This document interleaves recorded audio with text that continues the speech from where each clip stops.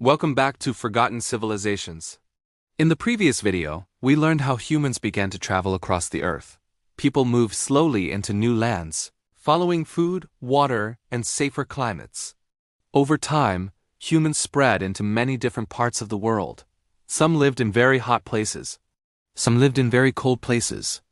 Some lived where the sun was strong every day, and some lived where sunlight was weak for long parts of the year. As humans lived in these different environments for thousands of years, their bodies slowly began to change.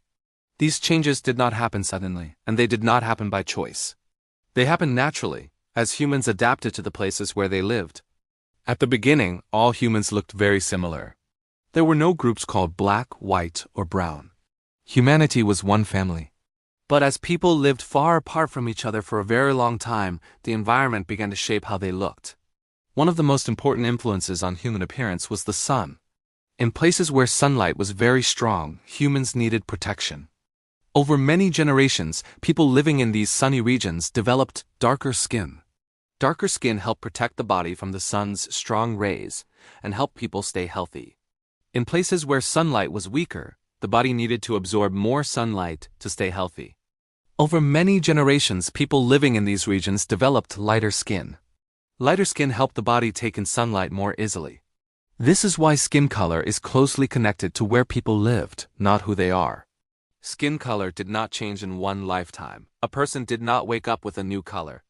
These changes happened slowly across many generations. Children were born with small differences that helped them survive better in their environment. Over time, those helpful differences became more common. Climate also affected body shape. In colder places, people developed bodies that helped keep warmth inside. These bodies were often shorter and stronger, which made it easier to survive cold weather. In warmer places, people developed bodies that released heat more easily.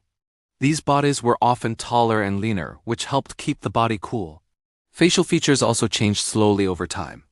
In cold climates, people often developed narrower noses. Narrow noses helped warm cold air before it reached the lungs. In warmer climates, wider noses helped cool the air and made breathing easier. Hair also changed.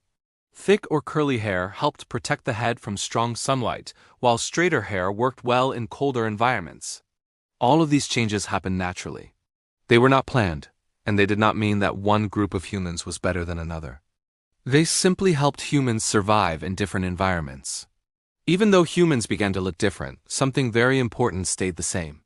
All humans could still think, learn, feel emotions, care for others, and build relationships.